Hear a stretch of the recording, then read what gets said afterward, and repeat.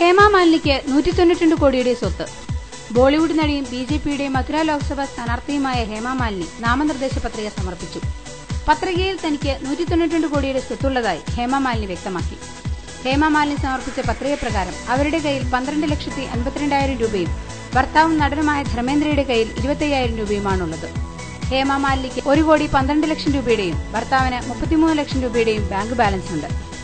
82 ലക്ഷം രൂപയുടെ ഓഹരിയാണ് ഹേമയ്ക്കുള്ളത്. ധർമ്മേന്ദ്രയ്ക്ക് 28 ലക്ഷത്തിന്റെ ഓഹരി വേറെയുമുണ്ട്. ഇതുകൂടാതെ NSEയിൽ ഹേമയ്ക്ക് 4 ലക്ഷത്തിന്റെ മറ്റൊരു നിക്ഷേപവുമുണ്ട്. 38 ലക്ഷം രൂപ വിലമതിക്കുന്ന കാറാണ് ഹേമ മാലിനിയുടേത്.